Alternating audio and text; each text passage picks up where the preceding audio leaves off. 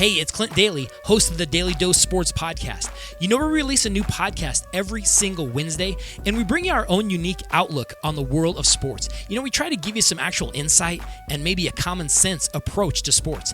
Whether it's breaking news, some of the biggest games, or even some sports history, check out the Daily Dose Sports Podcast, now on the Rogue Intel Podcast Network.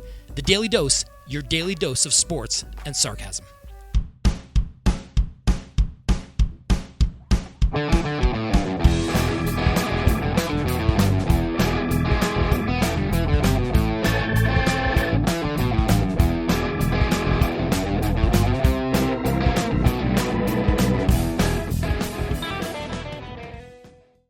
We have a power and a force that you've never seen before. The ability to morph and to even up the score. Hello, ladies and gentlemen. We are the Powerful Nerdcast. I am Corey, and joined with me, as always, is your Rocket Raccoon lookalike, Christian. You motherfucker. Hey, everyone. It's me, Christian. I'm here, the hostess with the mostest, and we are ready to bring you the next Powerful Nerdcast. I know, it's very special. Guys, we are so lucky just to be able to actually record this episode today. If you haven't noticed, a lot of the episodes have been releasing kind of sporadically. We used to do this on a weekly basis. But the fact of the matter is... We talk about this every time we start an episode. Yeah, I know. Now. It's just, I feel like we need to apologize. Because when we initially started doing this podcast, I really did want to try to release one every single week. But we've been very, very busy lately. So let's just be happy that we're here today, because we have a lot of cool things to talk about. Just recently in the last week in Dragon Ball Super, Trunks, that's future Trunks, not to be confused with his annoying ass self from the present, has a brand new form, and everybody is scratching their heads and their asses trying to figure out what the hell it is. We have a brand new trailer for the Power Rangers movie coming out in 2017, so we're definitely going to give you our thoughts on that. Luke Cage just finished up its very first season on Netflix. Both Christian and I have seen the show, and if we have a little bit of time left over, we'll talk about this brand new Star Wars Rogue One trailer. But first, I wanted to go ahead and talk about Trunks, because... Trump? You want to talk about Trump? We are not talking about Trump in his new Super Saiyan form. Super Saiyan God... Super Saiyan grab her by the pussy! Oh my god.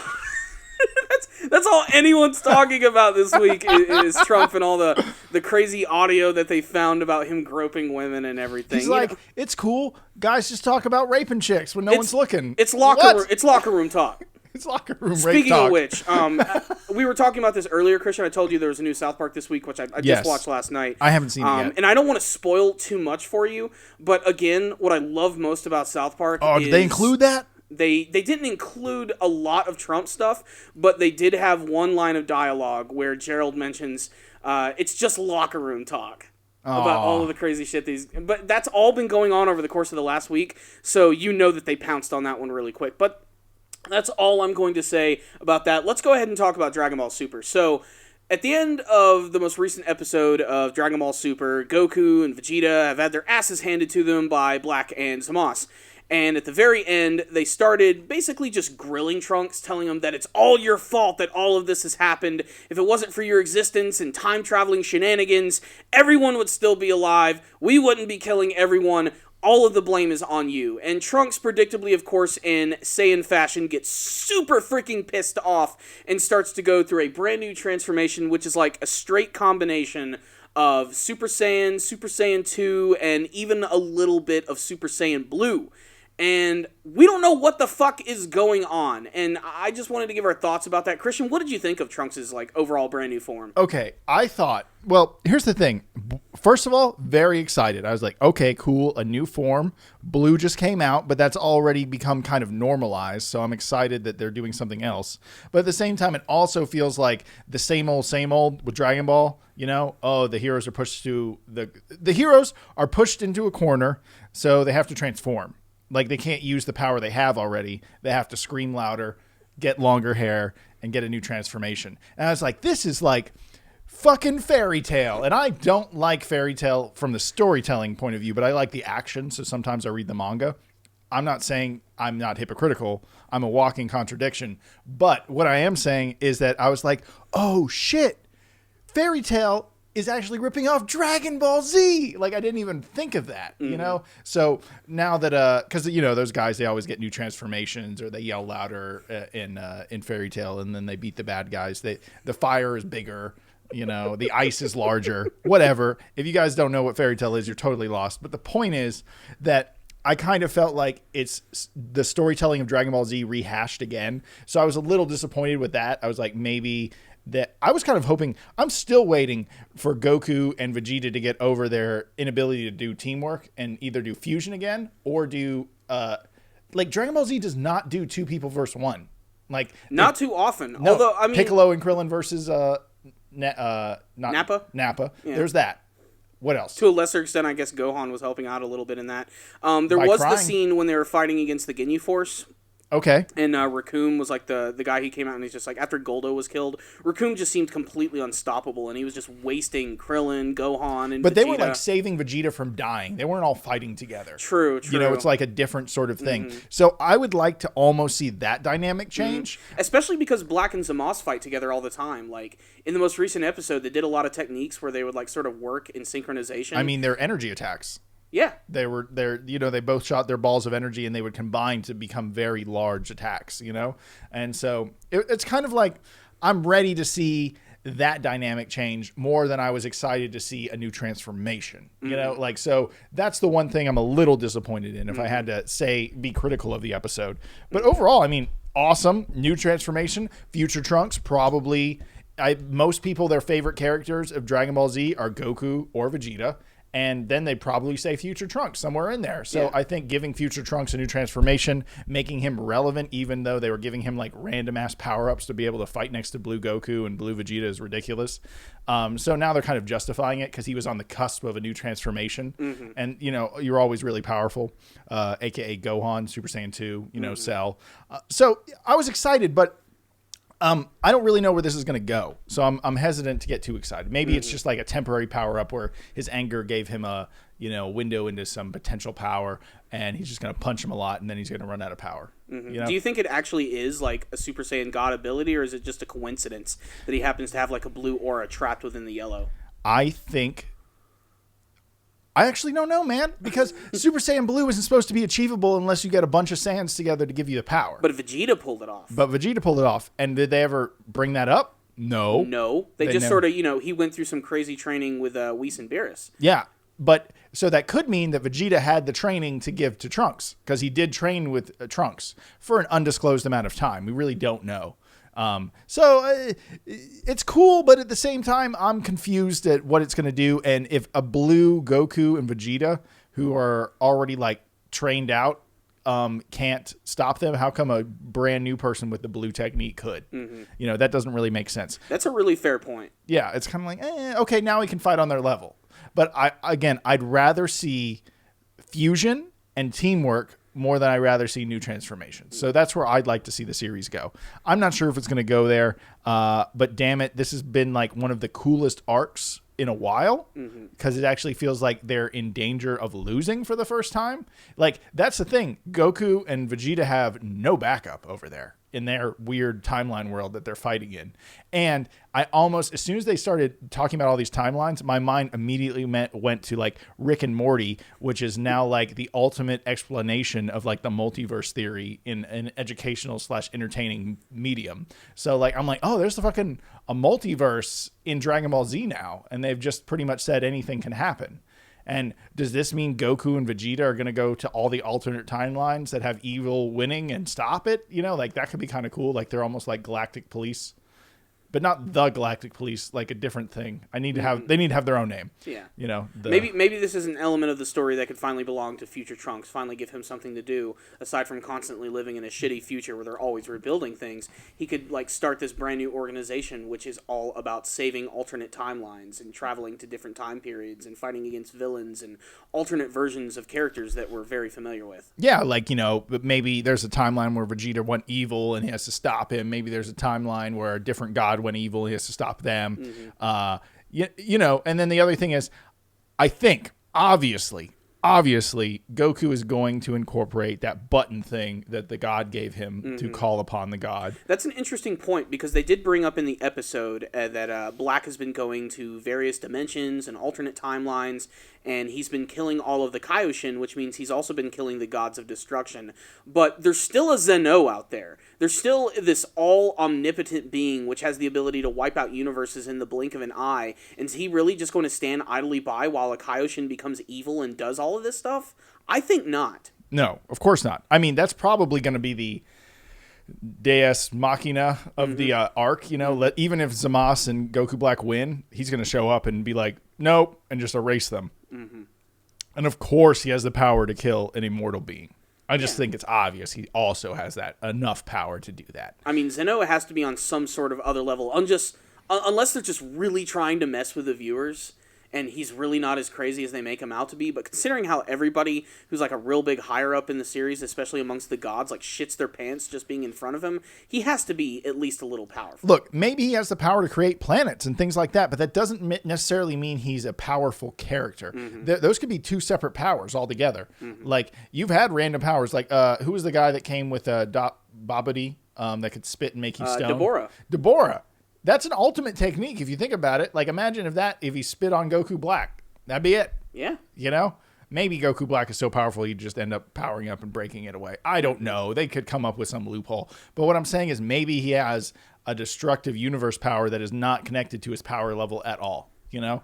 Like, there's ways that they could develop that character in a way that we've never seen. There's more than fighting power in Dragon Ball Z. Mm-hmm. And also, intelligent characters have affected the storyline a lot. Like Bulma. She's hanging out with all these crazy powerful people. Mm-hmm. She has like no right being near power level wise, but you know, I saw this hilarious parody about Trunks talking to Vegeta and asking him, "How do I like have sex with a girl without killing her?" He can't control his thrusts. Yeah, you know, just give him a good stabbing. That's what Vegeta said. No, but the point is, Vegeta was like, I've been having sex without killing things for years. Let me tell you about that, son. And I just thought that was always funny. It's true, though. You know, they're too damn strong. Like, how do they even fucking hold silverware without, like, destroying it? Yeah, you know? They even made that a plot point in one of the earlier episodes during the whole Cell saga when I think it was Goku and Gohan when they were training how to, like, sustain their Super Saiyan powers. Mm-hmm. Chi-Chi actually kicks them out of the house because they keep breaking all of the silverware. I think that they're...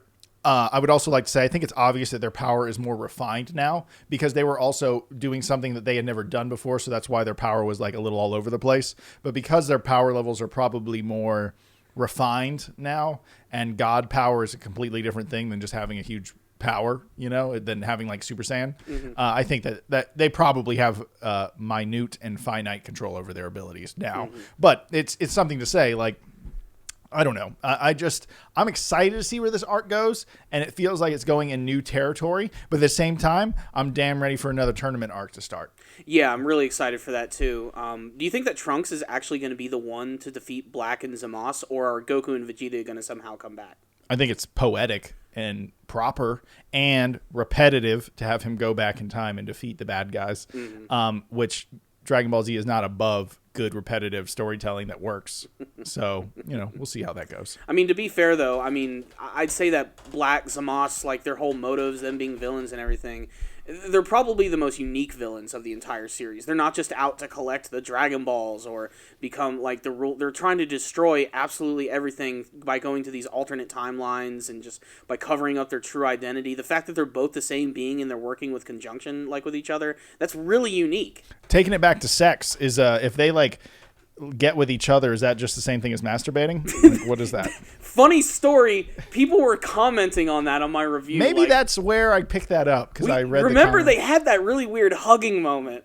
Oh yeah, they're like, "I am one with you." Was that not weird? Like, Zamasu just met this weird, freaky version of himself, immediately accepts that it's him, and they do this really weird, creepy hug. And it's not like just like a nice little quick hug. They embrace each other. And the other thing that's kind of weird about it is the way they spun around them to show them as. I think it was a symbolic move to show them as one. You know, the way the camera spun around them. But it was also very different for normal Dragon Ball Z storytelling. So it was borderline jarring. Like, I was like, what the fuck is happening right now? They gonna make out?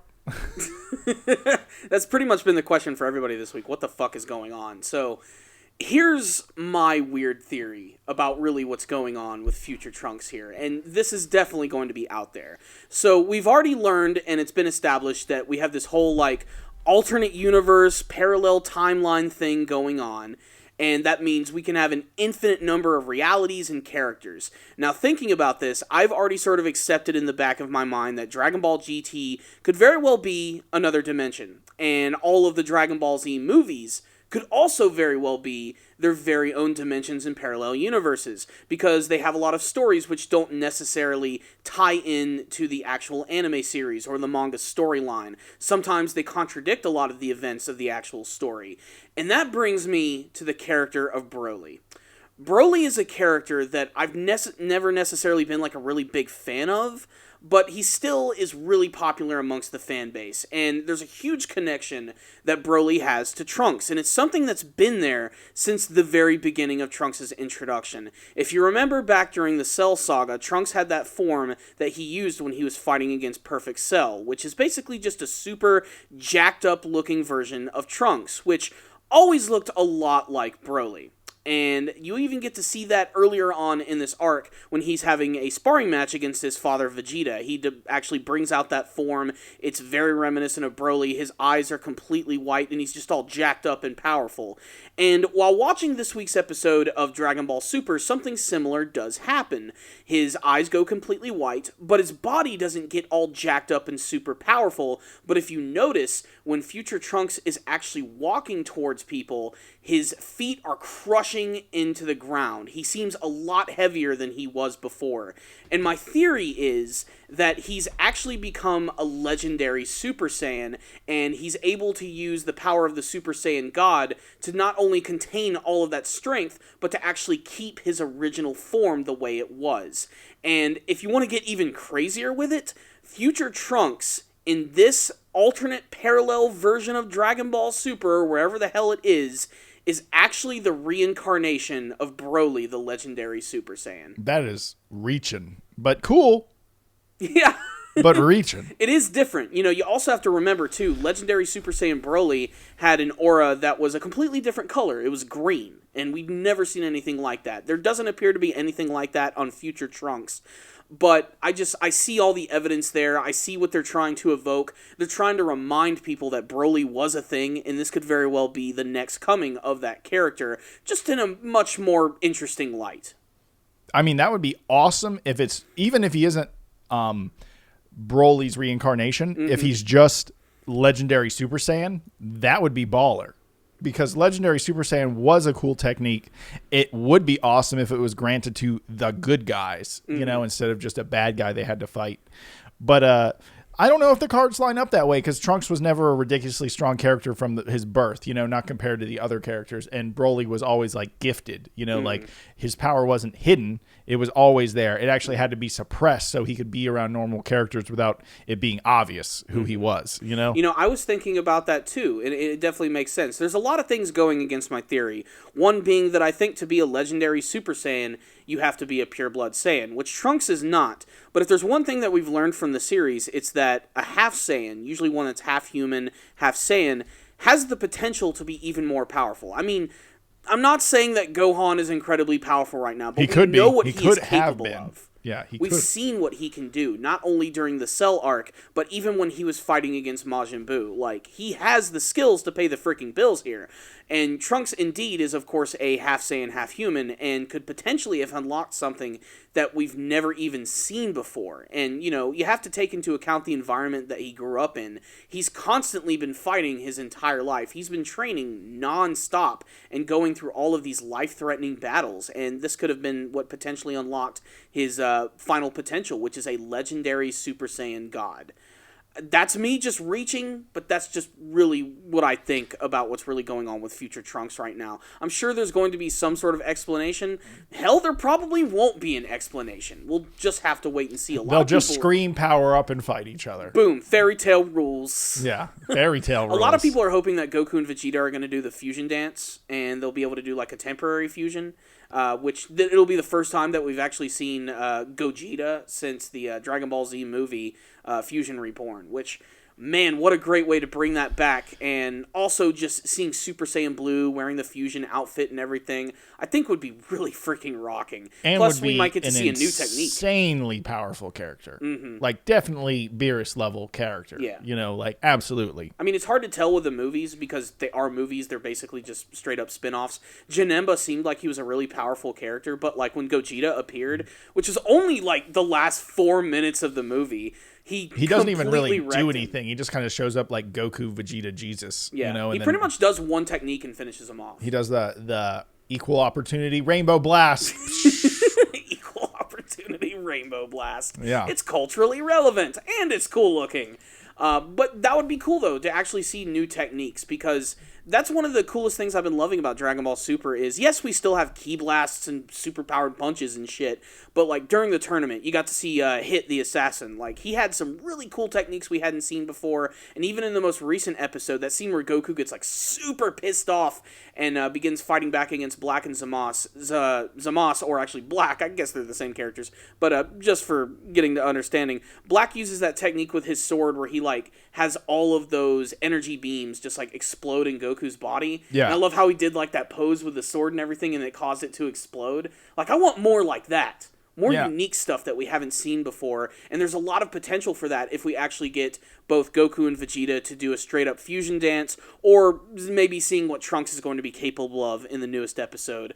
Even though it is a little redundant, because Dragon Ball is known for just, you know, new power-ups or just new colored hair and new colored auras and everything, I'm really excited to see what they're going to do with this, and it's got a lot of people talking. Yeah, no, I'm excited to see where this arc goes, but like I said, I am just as excited to see the multi-universe tournament, which I think will probably happen after this arc. I think it's going to be the final arc of the series. Oh. Personally. If there's one way to end Dragon Ball, it has to be a tournament. The ultimate tournament between everyone. Bringing together characters from every single universe. Hell, they can do alternate timelines now if they want. They could bring future Trunks into the tournament. Well, could they really? Because the gods hate time travel. That's true. Unless Goku somehow manages to convince Zeno that everything is cool. They seem to be on the same wavelength about things. You know. And I think if anyone's going to influence Zeno, it's going to be Goku. He'd be like, come on, bro. He'd be like, well, I want this guy to like me, so I guess I'll go along with it. Yep, there you go. That'd be cool. Yeah, no, we'll see. We'll see. I'd like them to dive deeper in this timeline thing. That's one thing that I find the Dragon Ball fan-made manga was really good at. When You tried to get me to read that for so long. Dude, it was so good. And I went 5 chapters and I'm just like, I'm just not a big fan of fanfics. But it's so well done. It is well done. I'll give you that. Seeing Broly fight Vegito, or however you say it. That's the Potara fusion Yeah. of Goku and Vegito? Yeah. Vegeta. Like, that was an awesome arc. Seeing Boo fight, or seeing Vegeta fight our timeline Vegeta. Like, the Vegeta that was fighting our Vegeta was the Vegeta that was if the planet Vegeta. Wow, this is a lot of Vegetas. I know, dude. You're really confusing me with all this Vegeta shit. If planet Vegeta had never been taken over by Frieza and Vegeta had actually just been a prince of the planet Vegeta. Right? Yeah. And then versus the current timeline Vegeta, which was like Super Saiyan 2 at the time because Blue didn't exist. And our good Vegeta just wipes the floor with that one. And he's all pissed. He's like, damn, these guys are like way too powerful. And the whole like Saiyan race, which still exists in that timeline, just leaves. They're like, fuck this. We have no business being here, you know, and they just leave. And then watching Boo plot in the background to try to absorb Broly so he can become super powerful was always enjoyable. Now that's pretty fucking cool sounding. Yeah, like there's some cool shit in there. Not gonna lie, Majin Buu absorbing Broly sounds pretty crazy. Yeah, that would be crazy. Does he like turn into like a super jacked up? No. Vegito shows up and stops him. He's like, "You're not fucking doing that, man. We know they knew if that happened. Yeah, they knew shit it'd be would get real. So they just kicked his ass out of the tournament. And then there's also Frieza and his father. And his father actually shows that he can actually go into the final form to fight someone. And then there's this other race. Oh, the race of people that existed on planet Vegeta before the Saiyans showed up and killed them. What are those? The Truffles? The Tuffles. The Tuffles? Yeah, the Tuffles. So the Tuffles show up, but they have these awesome like mech power suits that they fight with. And they're brutal because all of a sudden they'll shoot a tiny laser at you that'll cut your arm off, you know? And so it doesn't matter how powerful you are. Like at any point they could shoot this like laser beams or shit at you, or like their fists could become really heavy and they just like knock you in the face. So they were super hard to kill too, even though they're just like normal people just in these power suits. I mean, it's been established at this point in Dragon Ball Super that you don't necessarily have to be like a martial arts master or have ki. If you have a technology that's powerful enough, you can actually go toe-to-toe with the big boys. I think Vegeta, the giant like lava-eating robot, was proof of that when he was battling against Vegeta, which... He just had a good strategy. That's still like, I think, my second favorite fight from Dragon Ball Super. That's a stupid fight, Corey. I love that fight so much, dude. I love Vegeta. I think he's a fantastic character. It was a joke all the way around. It was a shitty fight. Anywho, well, I think that's a great cap-off for our discussion on Dragon Ball Super. Obviously, we're really excited for the next episode. But next, I want to talk about Power Rangers. So, before we talk about this new trailer, what's your history with the Power Rangers? Were you ever like a big fan when you were watching or younger, or just a casual fan? First two iterations I cared about, and then I outgrew it. It like caught me right going into like middle school, so I just sort of stopped. Middle school? Interesting. No. It was elementary school. I take that back. Because I was like when Power Rangers came out, I was in first grade. I just remember I stopped paying attention once the Green Ranger became the White Ranger. And that was the last time I really cared, you know, and then I was... That was like right at the end of Mighty Morphin before they moved into Zeo. Yeah, Zeo I did not care about. So maybe I just watched the first iteration. Yeah, Zeo is where I just sort of stopped watching, but mostly just because I was just starting to kind of grow tired of it, and two, Zeo just was not as cool as Mighty Morphin. It's weird going from cool kick-ass dinosaur robots to like just like weird just standard robots that you see anytime.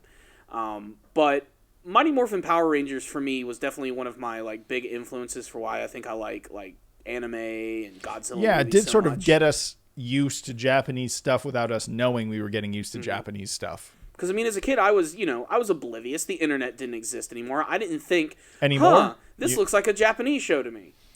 Yeah, it looked great. You know, just spliced in with some really cheesy American footage.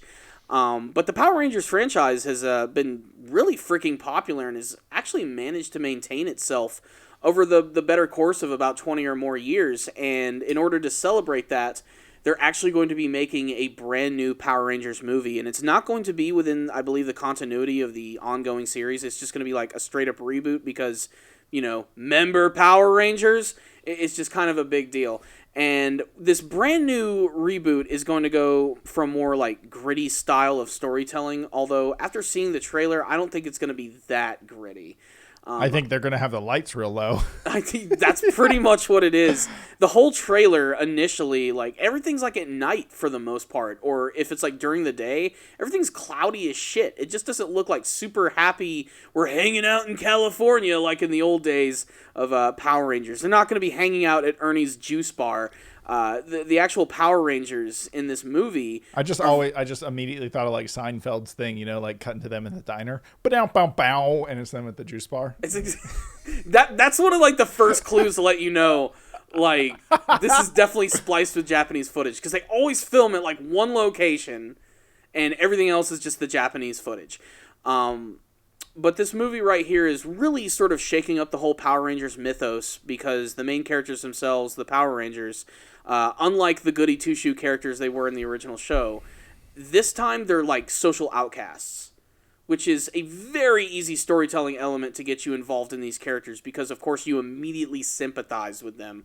Like, you really need to look at the old Power Rangers show, which you can find on Netflix, by the way, and it's just as bad as you remember.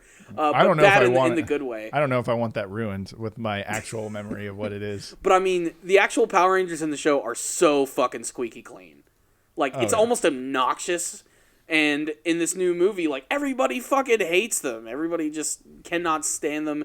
And the story, of course, is very simple. Just a couple of teenagers who seem to discover some sort of secret power, and they're going to use this power to go up against some crazy, evil alien force, that being Rita Repulsa, who's being completely changed in this movie. But the trailer itself doesn't, like, show anything, really. It's basically just the kids themselves discovering some sort of weird alien artifact or some sort of like secret base where presumably Zordon is going to be. They find these like power coins which are going to transform them into the Power Rangers, and then at the very end of the trailer you get to see them hanging out in the command center where presumably Zordon is going to be. I don't know if it's just going to be like the giant glowing head of Bryan Cranston, but I'm really interested to see what they're going to do with this version of Zordon. But you start to see them transform into their Power Ranger forms at the very end of the trailer, and they look okay so far. Really, this was a teaser in almost every single sense of the words. Like, they're not ready to show anything quite yet. We're probably going to get another trailer in the next couple of months. What I did love about it, though, and the thing that's not even really important to the trailer is how everything is bookended, where you have like this remixed version of the Power Rangers theme actually playing at the beginning and the end. But even still, I'm not even quite sure what to think about this. I'm not sure if I like it. I'm not sure if I hate it. And I'm not even sure if I'm the demographic that they're aiming for. I mean, yeah, they're trying to hit that nostalgic funny bone for people who grew up with the franchise. But really, I think they're trying to cater to a more, post-2000 millennial audience for this one. I don't know who this movie is for. I'll be 100% honest. That's a great fucking question. Like, is this movie for us to go harken back to our childhood? Or is it for a younger generation to get into it because they kind of look like superheroes? Because they are superheroes. I mean, the Power Rangers are superheroes at the end of the day. But they're different. They're not Marvel or DC. No, they're very much not Marvel and DC. They're a product of Japan. Yeah, they're definitely... they're Super Sentai heroes who fight against giant... rubber-suited monsters and shit. They take a lot of their inspiration from Godzilla and kaiju movies. Yeah, they're very Godzilla light, Like, I don't know. We'll see. I don't know who's going to go see this movie. I may go see it, but I also may not. I'm undecided at this point about this one. I mean... it's not too often that I see something from my childhood get rebooted that I really want to go see. Like, I love Ninja Turtles, but even when that second one came out, I'm like, I'm going to avoid that one like the plague. But Power Rangers kind of has me by the balls. I'm really intrigued to see what they're going to do with this franchise. I freaking loved the Power Rangers growing up. It was like one of those, like, I saw an episode for the first time on a Saturday morning, and I was instantly hooked kind of things. Like, just the first episode that I saw was the Power Rangers fighting against this monster, which was called the Pudgy Pig, which was literally just like a giant pig wearing a Trojan helmet, and it was taking over the world by eating all the food on the planet. And it was so ridiculous, but it was just so damn fun, and I just immediately became a huge fan. My cousin who lived right next door to me, he also became a huge fan of the series. We had huge crushes on the Pink Ranger and everything. Well, that chick was hot. She was. Kimberly was awesome. No one cared about the Yellow Ranger? I thought Trini was pretty freaking cool. Really? I really liked... I love the fact that she had the saber-toothed tiger as... Because I just thought saber-toothed tigers were awesome. I like the Red Ranger's T-Rex, which I really wish that they had used independently more. I mean, who does not love the Red Ranger? The Red Ranger reminds me of what is one of the greatest Christmas memories in my entire life. I believe it was the Christmas of 93 or 94... when the Power Ranger toys first started coming out. And of course, I wanted all of them. I just wanted the Rangers and the Monsters and the Zords. And this was a period of time like when something was like hype like that and parents had to go to like toy stores to find them, they would have to fucking fight people for that shit. And I know my mom went through all sorts of crap. And at the time, of course, my favorite Power Ranger was the Red Ranger. I mean, he's a freaking T-Rex. And I'd already gotten a few early Christmas presents because we have like a tradition in our household when we were younger. Like on Christmas Eve, you get like one gift from the parents. And I got one, and I got the Blue Ranger from my dad, and I got the Black Ranger from my mom. And I was like, oh, this is awesome. And I was like so grateful. I was like, oh my God, these are so awesome. But in my head, I'm saying like, oh, I really wish I had the Red Ranger. And then the very next day, we have our big Christmas party. All our family comes over. My grandpa comes over. And my grandpa got me the Red Ranger. And it blew my freaking mind. It was one of those instances, like, you remember N64 Kid? Oh, yeah. It was kind of like that. Like, I flipped out. Like, ran over to my grandfather, jumped in his arms, and just thanked him so many times. And the other reason that Christmas is so memorable is because my dad had gotten my grandpa a brand new pair of slacks, which were like really fancy, and my grandpa had a little too much eggnog, and he just decided to try them on right there in front of everyone. Wow. He was in his underwear and everything, and it was really funny. So I'll always remember that Christmas for my grandpa getting a little too tipsy, taking off his pants in front of everyone, and getting the Red Ranger toy. Different times. I have that kind of like retroactive thinking of like, man, I know that was just a toy from when I was growing up and I don't have it anymore, but damn, I wish I still had it. it was one of those toys we ended up just giving away to I believe the Kidney Foundation, where we gave away a lot of toys and clothes and everything, and just I wish I still had that Red Ranger toy. It was so cool. I carried that thing like everywhere with me for like a whole year. I loved that freaking action figure. I don't and know eventually if I I was find able this to. thing. What was it called? Do you know? I'm looking up it on It was eBay. just Mighty Morphin Power Rangers toys from 1993. Okay. Red Ranger old. Yeah, you're looking it up on eBay right now. I'll be able to know it instantly because the old Power Ranger toys had these very distinctive looking boxes. They're like kind of triangular. Maybe we'll see here. Is that it? That might be it. It might be a little different than that though. There it is, right there. That one? Well, no, it's similar to the one that's below it, This but one? it doesn't have the shield that the Green that's Ranger not has. that's not the right Red Ranger. But This weird box though is what. yeah, you're but it's saying. got like that. There it is, right there. This guy. Yeah, Bandai, 1993. 1993. That was the Red Ranger action figure. You can relive your nostalgia for only $27. I thought could. that'd be worth way more than that. Yeah, you would think it would be. Because at the time, these toys were impossible to find, especially around Christmas time. And, in my household, if you got a gift, it was basically birthday or Christmas. Occasionally, if you did something nice around the house, did some chores, you might be able to make a little money for an extra toy. Dude, that is for some reason that immediately reminded me of South Park. Dude, this is like 2 Christmases and a birthday worth of stuff. When you're a kid, that shit's important. Yeah. Because occasionally, like I said, you do something cool. Maybe if you did really well in school, you might get a gift or something. Occasionally, mom might surprise you with a toy. But like Christmas and birthdays are where you clean up. That's where you're like, take advantage of it and try to get as much shit as you can. So I was really afraid I wasn't going to get the Red Ranger, and my grandpa just surprised me. And I love that toy so much. It was superposable. It came with like his sword and his gun and everything. It was just so much fun. And I spent all of Christmas break, me and my cousin, just playing with our Power Ranger toys and going outside and playing with them and Look, shit. you can buy the whole Mighty Morphin Power Ranger set, 19-disc DVD set for $79. Or you can just watch it on Netflix. Or you can just watch it on Netflix. Or you can just Google that shit. Because as much as I love original Power Rangers, I don't think it's aged that well. It's definitely a product of the early 90s. Like I said, just look at that American footage of the actual Power Rangers themselves. They're so fucking cheesy and way too goody two shoes. This is if this plays right, this was my favorite moment, and that's when the White Ranger got involved, and he brought in his saber-tooth tiger, or what is it? He had the White Tiger. The White Tiger. Yeah. I remember this arc because it was during a week when I was just starting up playing baseball, and because I had practice every day, I would always miss the episodes. But my brother always videotaped the episodes for me, so I would always get home back when VHS was a thing. And I remember seeing this for the first time. Dude, I remember exactly where I was when I watched this for the first time. Like, this shit is like oh, look at that shitty ass graphics. Dude, yeah. That's awesome. I don't care what anyone says. Yeah, I just remember running really fast, tearing it up, having like no coordination looking. The following Christmas, I did get the White Ranger.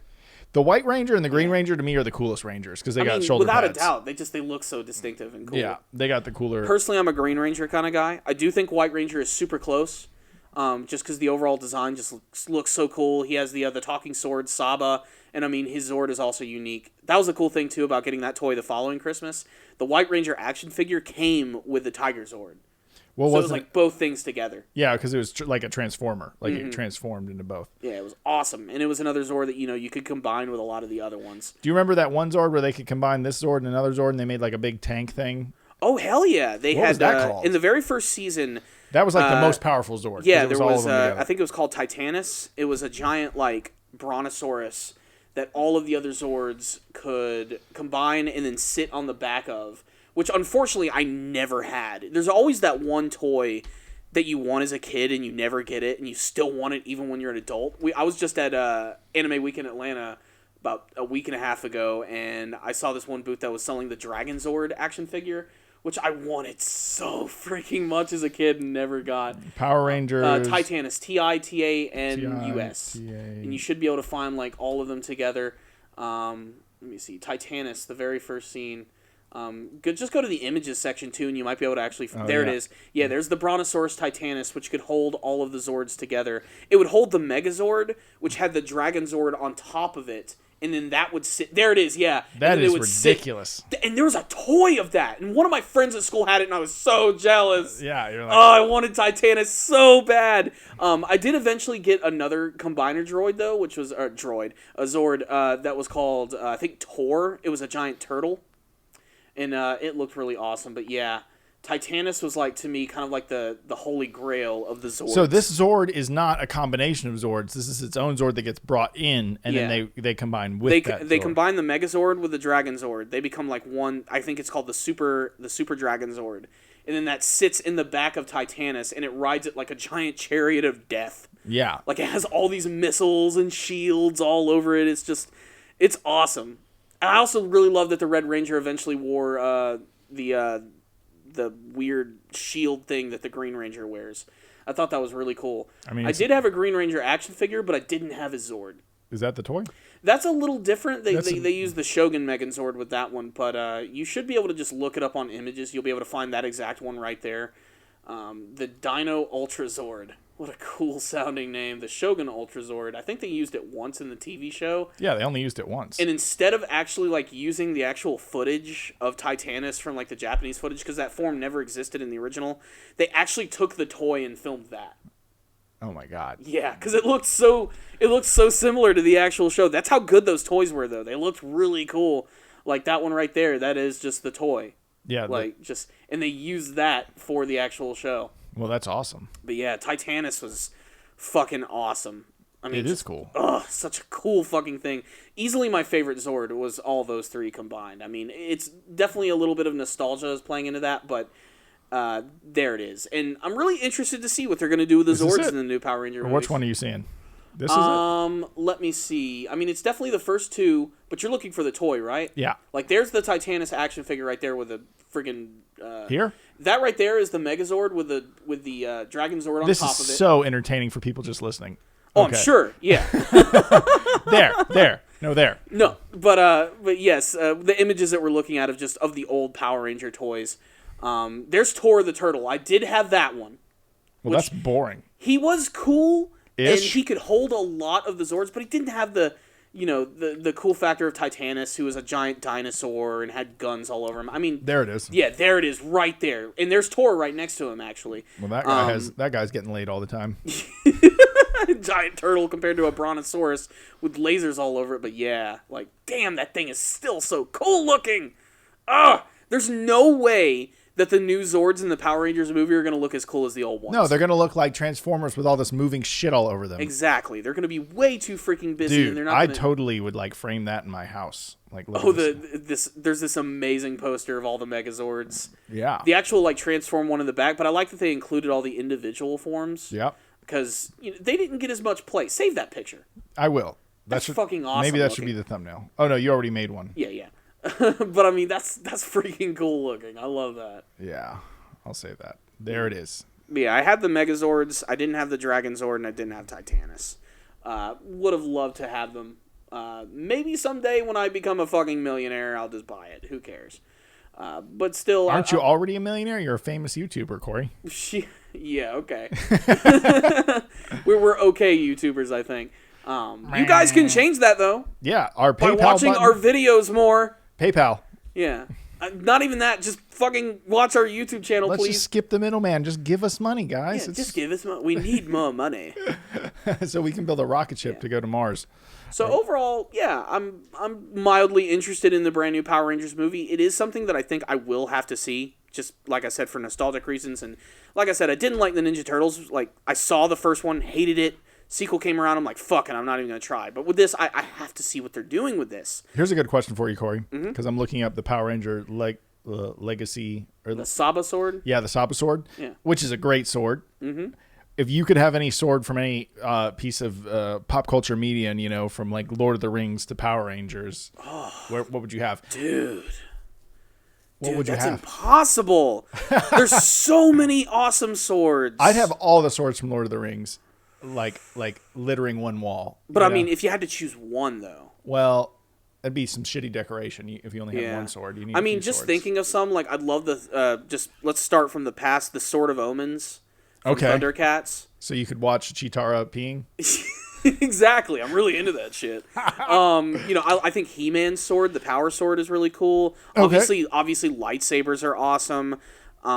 If you want to get a little more modern, Berserk, I love the design of the Skull Knight's like really creepy looking sword, the one that has like all the Behelits. yeah, the faces all over it. Yeah. Like that just looks really freaking metal. It'd be impossible to choose, but yeah, I mean, I love so many different swords. I just want I want the Hobbit sword, and then I want what's the main guy in Lord of the Rings, Legacies or Legacies? Legolas? Oh Legolas. wait, you're talking about Viggo Mortensen's character. No, I meant the main guy that becomes the king at the end. Spoiler alert. Yeah, you're talking about God, why can I not remember his name? I don't know. Right There's now? a lot of characters really in fucking Lord of the Rings. I feel really stupid. Oh, Aragorn. Yeah. Aragorn's sword. I'd love that and the Hobbit sword. That would be the first two I'd have, and then probably this one, the Saba sword, just to mix it up, And then I would probably. I'm sure there's some shit from Game of Thrones that looks awesome.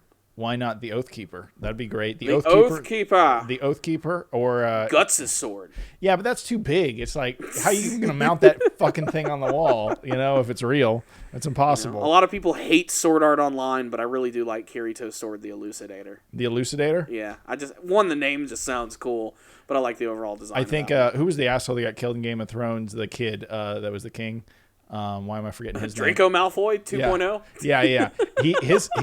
His sword I think was called the Widow's Wail, and I liked that. That name. Is pretty cool. It's like a metal ass name because he's like killing dudes. A sword is only as cool as its actual name. Yeah, that was cool. And where is that sword in Lord of the Rings? Not Lord of the Rings. It was one of the very few swords that was actually made with Valyrian steel that can kill White Walkers because it was the melted down sword of Ned Stark. And it became two swords. One is the Oathkeeper and one is the Widow's Wail. And so the Widow's Wail, I don't know, maybe got buried with him.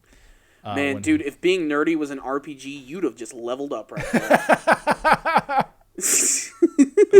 Oh my God, choose your boost, man. Like that was that was awesome. I know. I just nerded out hardcore. I just blacked out. Where am I?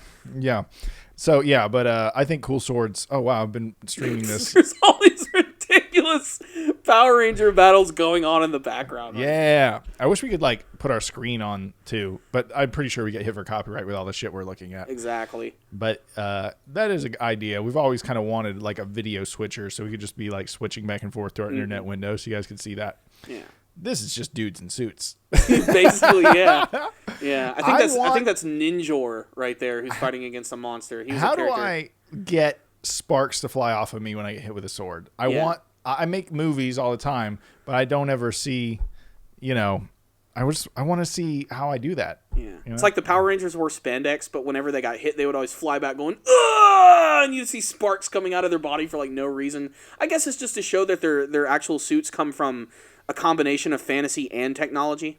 I want blood instead. That would have been way better. Blood just squirted out every time they got cut. That's what's going to be one of the big things about this new movie. Maybe they're going to push the envelope a little bit. Are you seeing this? This just came out a little while ago. Power Rangers and Justice League are teaming up for the first time next year. Yeah, I saw an article about that early this morning. They're going to do an animated movie, but like you said, DC is better animated. No, that's going to be a comic book. Oh, a comic book. Yeah.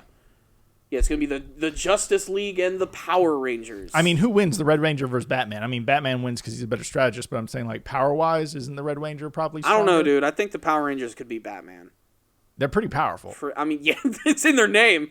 Yeah. I think they'd be able to do it. Hell, they could just call their Zord. But I'm also thinking, they're very powerful characters if you think about it. They would punch the shit out of Batman, and I'm pretty sure they're I don't want to say Superman strong, because that's ridiculous strong, but they're definitely way stronger than a normal person. I mean, they have superhuman strength. Yeah. I mean, that's the whole point is Zordon gives them, affectionately named, the power, to take things on. So. I got the power. And like I said, I can't wait to see Bryan Cranston. But like I said, this whole teaser trailer thing, they're keeping things really secret. It is a teaser trailer in every sense of the way. But Power Rangers are coming back, and in a pretty big freaking way. So, if anyone who likes Netflix and has been keeping up with Netflix knows about the new series that's been coming out, and that is Luke Cage. Always forward, motherfucker! Yeah. Well, yeah. Unless you get shot in the gut, and then you got to run away and do a Ninja Turtle arc where you hide in a bathtub. That is a pretty good reference. I enjoyed that one, Chris. Yeah, I tried. All right, so yeah, Luke Cage, the first season is out. It's there in the wild for everyone.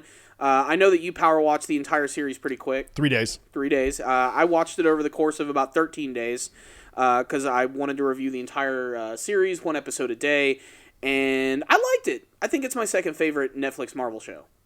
It's not as good as Daredevil, but it is definitely better than Jessica Jones because it's a female lead. No one likes those.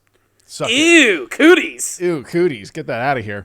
Women aren't strong. Why are they leads? Women are funny, Christian. Get over it. Yeah, every time Amy Schumer talks about her vagina, I fucking lose it. Okay? I fucking lose it. Anyway, so Luke Cage is great, though, because I like the storytelling. I can't believe... I borderline think people were trolling us when I saw articles about white people saying Luke Cage was racist. Like, wait, what? You didn't even catch on any of that? Look at this. People, I'm just going to search this right now. People are saying Luke Cage is racist? Yeah, Luke Cage. What about it is racist? I mean, it's a show that is, there's a lot of racial tension, especially because it's, trying to be culturally relevant with things that are going on now, but I don't think it's a racist show. Why we shouldn't be mad with white people thinking Luke Cage is racist. What? A lot of white people, supposedly, let me just tell you the perspective that I saw on the internet or from my Facebook feed. They said, just for perspective, everyone, they said that Luke Cage was racist because white people couldn't relate because they don't understand black culture. And before you go any further, can I just say something that's really been pissing me off a lot lately? You do not need to be represented in a story to give that story merit, okay? One of my favorite video game series of all time is Metroid. Guess what? The main character is a freaking bombastic blonde bitch who hangs out in a mech suit. I don't see myself as Samus. I just like playing the game because it is fun. I think a good story can hold its own as long as it is simply just that. A good story. You do not need to see yourself in every character. Fuck off. Okay, read these quotes, Corey. Okay. Read this. Sorry for getting really passionate there, but that does really piss me off. All right, so here's some of the comments they're saying. A lack of white people in Luke Cage makes me uncomfortable. This show is racist. How is this on... This is what I'm talking about. When I was watching Luke Cage, I wasn't thinking the whole time, man, I really hope that there's a bald white guy with glasses in this show so I can feel like I'm included. Fuck, I was just watching the show because it was good and it had well-developed characters. And first of all, I think you and I, and maybe a lot of people nowadays, we relate to cultures. I understand. I'm not saying I understand what it's like to be black, but what I'm saying is I enjoy hip-hop. I enjoy that world that show took me in. Yeah. I've investigated and enjoyed that culture from other perspectives before that show came out. So for me, I immediately enjoyed that show. Luke Cage was unapologetically black and embraced everything about black culture. Yeah. And there's nothing wrong with that. If anything, it enhanced the show and it made it more interesting than some of the other things that we've seen from the Marvel Cinematic Universe. And if anything, Luke Cage was the whitest motherfucker in that show. Yeah, he definitely was. He was corny as shit. He was corny. He was not into the N-word. He was just like, hey guys, let's quit that. Like that's kind of who he was. Like that scene in the final episode when he's giving that whole speech about hope. I was holding back laughter. I was like, this is so fucking corny right now. Luke Cage? Yeah. Oh, okay. I guess I don't. But remember. I mean, that's what Luke Cage is. But the whole point is you can't just attach stereotypes to people like that. Well, Luke Cage is Luke Cage. He's not just a token black character. The world was the token black character, but Luke Cage did not play along with that. And we've all seen, I don't know how I even describe it, but we've all seen the guys that want to be cool around black guys so they act more black or have black friends that aren't actually that don't act that black, but then when they hang out with black people, they start acting black. Yeah. I don't know what to call that, but I've seen it before, So some people might call it appropriation. Okay, that's a good word for it. I think that's too fancy of a word. Yeah. Fake is a good one. That's probably the best way to describe it. So, for this show to have a black main character in a black cultural universe that wasn't black, I found that enjoyable. I was like, oh, they knew what they wanted with this character and they stuck to it. And I enjoyed it. Have you heard of the term, what is it? It's Recreational outrage. that sounds pretty accurate. Yeah. People just need something to be pissed about. Yeah, people always are just... I don't know. It's stupid for people to not like the show because there's a lack of white people in it. That's just stupid. Like I said, it's all about representation in media. It doesn't always have to be about you. It can just be about a good story. Like, we don't personally relate to Goku, but we love Dragon Ball Z. Exactly. Look at all the anime we watch. Yeah. We are far from being fucking Japanese cultured people. We're fucking Americans. Yeah. But we still love that shit. We love it because of the interesting characters, the storylines, and the things that we go through. Not because we can always just simply relate to them. Yes, it is kind of cool when you can find a character that you're like, oh, that character's kind of like me. But it doesn't need to define an entire series. You're looking at a Power Rangers clip right now. How come that turtle don't look like me? How come that turtle's green? Why can't that turtle be pink? Like, you're a motherfucking gay fish. Yeah, exactly. Anyway, you can't always do that, and really, things are happening a lot like that in the media right now. In a lot of movies, things are being diversified simply just for the inclusion of everyone. But the fact of the matter is, I love how people spun it, because a lot of black people, I shouldn't say it like that, but a lot of people of color have said that normal media does not represent them because it's mostly whitewashed. Mm-hmm. And black people exclusively don't get that outrage. I mean, they take a lot of things and whitewash them. Mm-hmm. So the first time they stick to their guns, fucking white people where are the white people? Exactly. I'm like, what? Get over it, man. It's like, you do know this show is set in fucking Harlem, right? Yeah, you ever been there? You ever seen what it's like? This is a pretty good representation of that, and it isn't off-putting. I love this. Corey, read this last one, the Beast. All right, The Beast says, my review of Marvel Luke Cage. Meh, it's okay. Not enough white people. Jesus Christ. I'm sorry I brought up the race angle, but I saw this and I was like... I'm glad you brought it up. I just was very surprised that this was a thing. I was like, this recreational outrage of these weirdos, coming out, not just... If it's good, it's good. And if it's not, maybe you have the problem and this is affecting you because of your life, not because of the show being a problem. Mm-hmm. Just like, whenever you see art that affects you in a weird way, I think maybe you have to look inside and see, why does that bother you, know? And people don't like doing that because it makes them uncomfortable. Exactly. They're all stuck in their little fucking safe spaces. I love how that one university was like, fuck your safe spaces. You come here, you're going to be challenged. Exactly. That's the way life needs to be. Yeah. Okay, so what else about Luke Cage? It was great. I mean, we spent a lot of time complaining about the internet, but we didn't really talk about it. But I mean, it's a great show. Just one, I'm glad that they took another Marvel character that a lot of people didn't know about or wasn't necessarily like the A-list superhero. I didn't even know he existed until I heard about the series. I mean, I barely knew anything about. I was just like, oh, you mean the big, super powerful black guy? Like, that's all I knew about Luke Cage. Yeah. And this gave me an experience to finally dive into his world and learn a little bit more about him. And I think the series did a pretty damn good job. And I mentioned this in my review. It managed to not only be culturally relevant and not be ham-fisted about it, and also tell a good superhero story all at the same time. And Luke Cage he's such a great character because unlike a lot of other superheroes who have to be decked out in costumes and you never actually see them, I said this in my review, he's like the physical embodiment of Harlem. Yeah, he represents, and in some ways you could even make the case that he represents the struggle of the black community. Mm-hmm. Exactly. He is the physical manifestation of all of those things. He's a hero that doesn't need a costume. He goes out just by himself wearing a hoodie, or in the comics where he just wears like a yellow shirt, or if it's the 70s and he's wearing a tiara and chains and everything, which I did love in that one episode when they actually had him wear his original costume. When was that? Why don't I remember that? It was when he broke out of Seagate Prison. You remember how he had the tiara on from that like weird experiment they were doing? Oh, they were kind of hearkening back to that. Yeah, it just so happened that tiara looked exactly like the one he wore in the old days in the comics in the 70s. And then he escaped with a yellow V-neck shirt and these pants with chains on them. So it was basically classic Luke Cage. And Luke Cage! That was a great callback to that character. But again, he doesn't need to wear his costume in order to be a hero. No, he does not. And everybody knows who he is, especially at the end of the first season.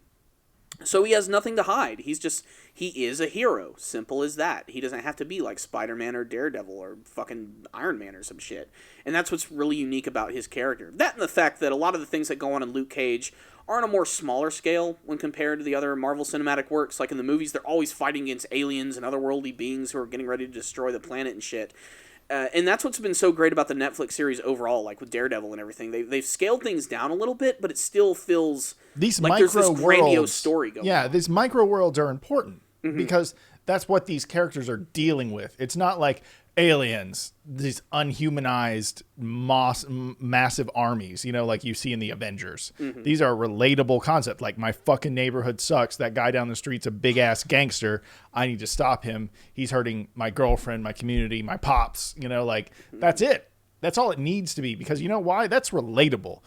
Most of the people probably don't like nerdy without shit. having to be all-inclusive all the fucking time. Yeah, but at the same time, like, nerdy shit sometimes becomes unrelatable because they want to have, beam sabers, no offense to like Star Wars and like Gundam and shit, but they want like aliens, they want fantasy magic. Like, sometimes people don't care about that stuff, and that immediately turns them off because they can't relate. Like, they don't want a wizard with a big ass staff coming in and saving the day. They want a guy that walks up, that's bulletproof, that stops gangsters, because they know what a gangster is. They've seen a gangster, So, like, to me, I enjoy this micro universe, and that's why I think S.H.I.E.L.D., Jessica Jones is actually a little more fantasy based than because the guy she fights against is like kind of, I don't know much about that character, and I've only seen about 4 episodes of Jessica Jones, but he's like Doctor Who gone evil or some shit, Yeah, he's a way more calculating type of villain. But he also has weird powers where he can manipulate people. Yeah, and they kind of did sort of a combination of the two in Luke Cage, where you have characters like Cottonmouth or Mariah Dillard, who are basically just normal people sort of working in the background and manipulating the system. And then in the second half of the series, you have Diamondback, who's just super over the top, loves to chew the scenery, and by the end of the series, he's wearing a power suit. Yeah. Awesome. So it really does give you sort of like the best of both worlds. Yeah, like Cottonmouth, man, that introduction of Cottonmouth whenever he walks up and the Biggie crown hits his head, that was sexy. Yeah. That was great. Did you notice in the last episode when Mariah was putting up the new painting, they did the same thing with her? No. Her new painting was, it was like this Picasso-esque version of the original painting with 2 different characters wearing crowns, which I think were supposed to symbolize both Mariah and Shades.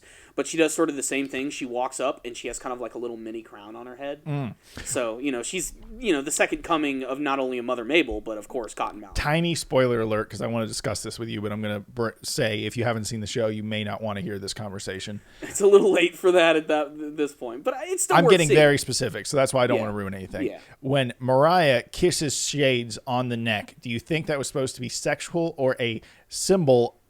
My opinion is it was a symbol of their togetherness, they're in it together kind of concept, because they were borderline intimate. Yeah, because it wasn't like a very, I don't think Shades was even wanting to kiss her. Yeah. I don't even think their relationship is really even going to go that way. I think it was also more of a way of Mariah saying, I got you by a leash, motherfucker. You're mine. You're my fucking toy, and I can do whatever I want with you. You think it was that? Yeah, she's trying to assert her power a little bit, despite the fact that Shades is obviously manipulating her like a freaking puppet master. Maybe, and at the same time, I always saw Shades getting killed throughout the series. I'm like, he's going to die. I'm glad it didn't happen, because he was great. Yeah, he was one of the most interesting characters. Yeah. And I also, look at that. Is Shades white? I can't tell. I don't know. I don't give a fuck. He's just cool. No, but he is. He just starkly stood out. I mean, shit. My favorite character from the series was Bobby Fish, the dude who plays chess at Pops' barbershop. Really? He's great. Cottonmouth was my favorite, because that guy, for some reason, man, his acting is so fucking spot on. It's freaky. He was believable as that character. He embraced everything about it. Whereas Diamondback, while the actor did a great job, he was so hammy. Yeah, he borderline broke the world, or stood out of the universe. But even Mariah was pretty damn good. Oh, yeah. Well, I think that my favorite scene, though, was whenever, who's the investigator, the black investigator? Misty Knight. Who was also one of the biggest stars of the show. When she had her big breakthrough with the therapist in the investigating room, I thought that was one of the best acted scenes of this whole season. That was a powerful ass scene when she's like, I don't find justice, I chase it down and beat the shit out of it, or whatever it was. Brought to you by Country Time Lemonade. Someone paid a lot of money to get that shit in there. Seriously, I don't know if that was blatant product placement or just like, we just need some fucking lemonade for this scene. Yeah. So they're like, is there a vending machine here? That's bullshit, Corey. They Country Time Lemonade paid the fuck to get in that shit. Oh, yeah, they definitely did. No one just throws some logos in there, you know? It is bullshit. We all know Minute Maid's better. I don't drink canned lemonade. Gross. What the fuck? Anyway, I think that's a great place to end today's show. Clearly, we really love Luke Cage, and I think we can both really recommend it to people who are looking for a superhero show. That ninja has gills. That's the only way we can say that line. But anywho, guys, thank you very much for tuning in to today's Powerful Nerdcast. Make sure to check out our show on rogueintel.com. You can also download the show for free at iTunes, and you can also find the video version on YouTube. We really would like you to do that so you can interact with us, leave us your questions, some comments, some topics that you guys would like us to talk about. We would really, really appreciate that. And we'd also really like if you go to iTunes and give us a rating, because that's really important to allow people to see our show. The more ratings we get, the more we're well known. So there it is, guys. I'm Corey. I am Christian. And this was the Powerful Nerdcast. We will see you guys next time.